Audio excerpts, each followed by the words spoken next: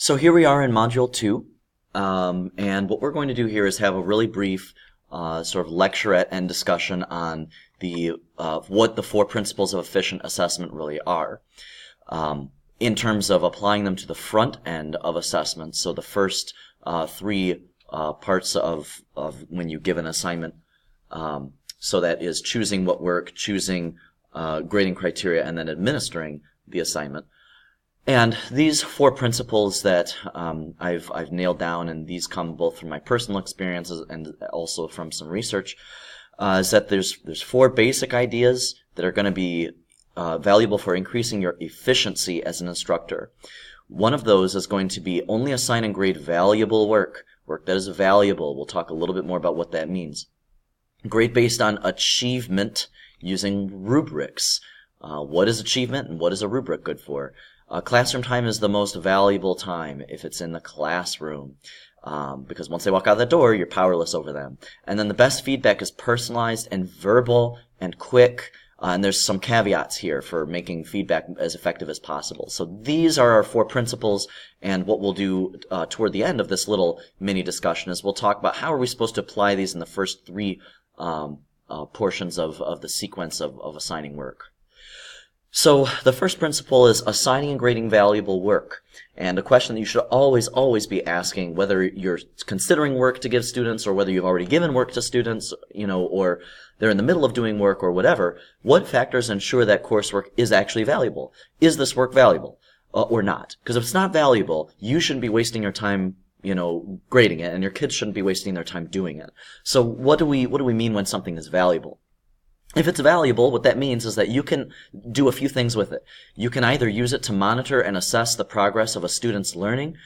Where are they right now? So that's formative. And what's great about a lot of formative assessment is that it's very open to the student and the teacher, that you both know what's going on. If the kid is, flunking formative assessments, that means he or she should know that I've got work to do. So is it some kind of formative assessment? Or if it's not formative, is it a summative assessment? Does it show, what targets has the student hit? What learning goals that we've been striving for have they actually achieved? There's that word achievement. So that would be a summative kind of work. And so, formative and summative don't just have to refer to like tests and quizzes. It's all kinds of activities that you can be doing in class, and work that students can produce for you that could be considered either formative or summative. So ultimately, almost any kind of work that a student does that you're going to actually grade and evaluate is going to be either formative or summative in nature. There's maybe a bit of a spectrum here, but we should be able to say, yes, this is assessing them in one way or another, because otherwise, why would you assign a grade? One other sort of way of thinking of homework, this is a little dubious, it's actually disputed by a lot of researchers, but what have you. Some educators still insist that one of the functions of homework is practice, drilling, or otherwise reinforcing concept already learned if needed. There's lots of research that shows that especially at the secondary and college level, homework is very valuable for students' learning, and not so much at the younger levels. But it should be seriously asked, if I'm going to give this to my students to practice or drill or otherwise reinforce concepts, is this actually helping them to learn? And that opens up a whole big can of worms, that question, as far as how you're using homework. So I have my own philosophy about homework, but homework is important, especially for secondary, but it really does have to be used either as a formative assessment, summative assessment, or the student really does need to be able to demonstrate learning with that homework. There's lots of questions that you can ask, but I think that's where I want to end it for the question of whether or not the coursework is actually valuable. We need to grade based on achievement. If we're going to be doing assessment that involves a grade, we need to grade achievement, and we need to use rubrics. This is, a very common, very, very valuable tool that a lot of teachers don't make very much use of. Sometimes they'll use rubrics for projects or something. We should really be using rubrics for everything. It takes a little bit of extra time, takes a little bit of planning, but rubrics make life a lot easier for you and your students, especially if they can see your rubrics. But we really want to know, what do we mean by achievement? What are we talking about when we say achievement? Does a student with a high grade mean that they've achieved a lot? Well, maybe. how do we ensure that work illustrates achievement? Achievement, in the first place, the most generic way that I can maybe define this is the degree to which a student has met short-term and long-term academic goals. Short-term might be, okay, this unit or this quarter, this semester, I want to achieve, I want to understand this concept. I want to be able to, apply this skill. Long-term would probably be more along the lines of, I want to pass this class, I want to get credit for this, I want to get my degree. So we're really focusing here more on the short-term achievement. What has the student actually demonstrated in terms of their understanding? When we talk about how do you phrase achievement goals, that starts to get a little bit dicey. But rubrics, in terms of rubrics are great. They are a clear, objective means of assessing our short-term goals, and you can even use them for formative assessment. Typically, rubrics are sort of used a lot more for summative assessments or for projects, but we can use them formatively. We just have to put in a little bit more thought. Not necessarily more time, just more thought. And really, if we have a very well-developed rubric, that can save us time grading, because we don't have to say, well, how do I grade this? You've got a rubric. It's right there. So the rubrics can actually save you a little bit of time at the back end, even though they take a little bit of time at the front end. And this is supported by some research that we can use these for formative assessment. It's not to say that we really can't. So how do we phrase our achievement goals or our learning goals? They should probably be phrased in behavioral terms. That when your students walk in and and they ask, okay, what are we going to do today? The question's really not what are we doing, but what should we be able to do? So, for instance, a student is able to correctly balance a chemical reaction. This is stated in behavioral terms because I can measure that. I can look at what they've done and say, yes, you are able to correctly balance a chemical equation. What is not a very good goal would be to say, student understands balancing. That's not very good, because you are not inside that student's brain, but they can at least do something to demonstrate that, yes, they understand it. So meaning is very, very hard to assess and try to apply to achievement goals, but at least in behavioral terms, we can make achievement goals that are very clear, and making sure that when we grade, we're grading based on that achievement that we've already set in our goals, not some sort of arbitrary amount of work that they've done. I think that as educators we're tempted, well, he put in so much work, but if he doesn't demonstrate achievement, then, that's not good. So I think that we kind of have to get away from this idea of grading on effort or grading on amount of work. It's what have they achieved? And, that's not really a democratic way to do it, but it's sort of more of a meritocracy sort of thing. How much are you achieving? So again, big can of worms. We could spend all, afternoon talking about these. Classroom time is super valuable. As I said at the beginning, once students walk out that door, you have no power over them. The initiative is on them. Whether you're talking about youngsters or high schoolers or college students, once they're out of your classroom, you've given them the tools they need to do their work. And you can't necessarily rely on them to do that. In a perfect world, you would, but sometimes you have to, make sure that the most valuable learning takes place right here, right now, rather than saying, okay, make sure that you do all this important work at home. You should really be that sort of guiding hand that walks them through that important learning. So the instructor has to plan the most valuable learning to take place in the classroom. And that includes just things like discussions, as well as collaborative learning. I know it's an umbrella term, but I think as educators, we know what we mean when we say collaborative learning, which is different from group work.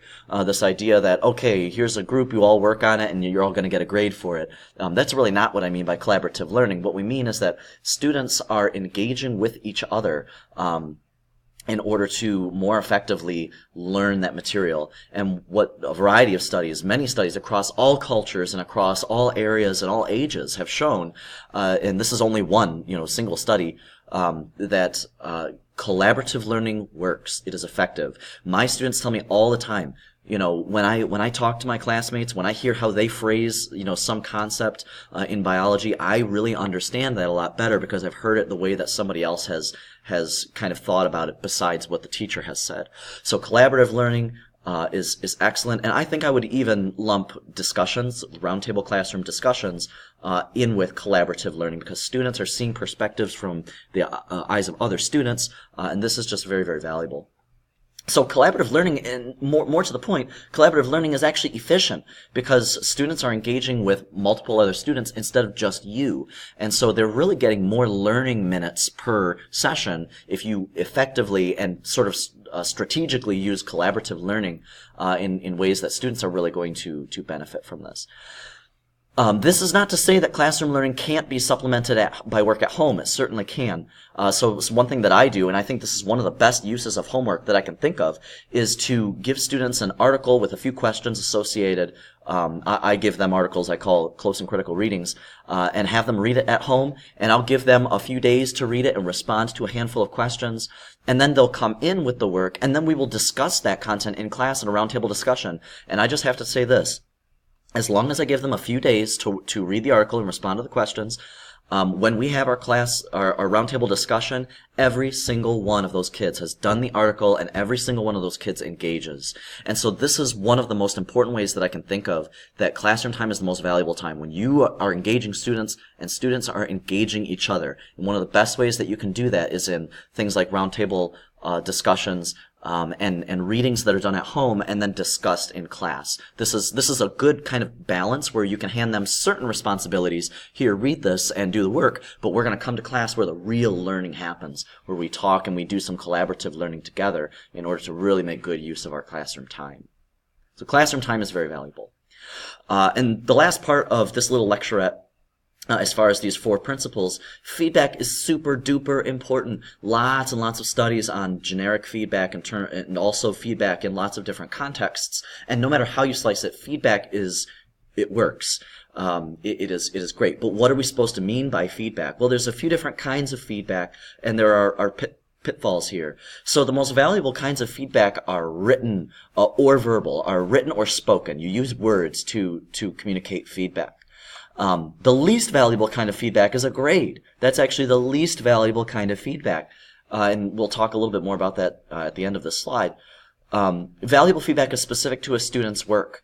In this study down here, this 2008 study, students were handed feedback. One type of feedback was generated by a computer, or they were told that it was generated by a computer. The other kind of feedback was told it was generated by the teacher, and students valued that teacher's feedback based on their work on an essay they wrote much, much more highly. They valued that much more highly than they did the computer, because it was a person that was giving them feedback, and it was written, it was verbal, it was specific to their work. However, we can defeat ourselves by giving feedback with a grade. Feedback associated with a grade, or even just praise, is shown to be significantly less impactful than just feedback alone. That if you give some written or verbal feedback and then you stick a grade on it, what happens is the student says, okay, I got this grade, and they really don't give that feedback the importance that it really deserves. And so, honestly, if we're going to give written or verbal feedback, we should try not to grade whatever we're giving feedback on. We can give feedback on rough drafts and work in progress, but if we really want the student to value and make good use of our feedback, we probably should not connect a grade to it. And not all feedback has to be generated in writing or at home. As I mentioned, it can be verbal, it can be public, shared in class.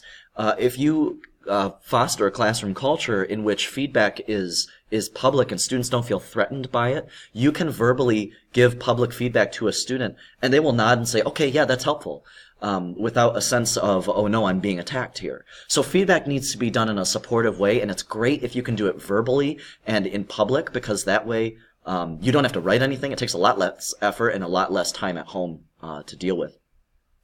And just kind of to cap off this lecturette, peer feedback can also be very, very beneficial.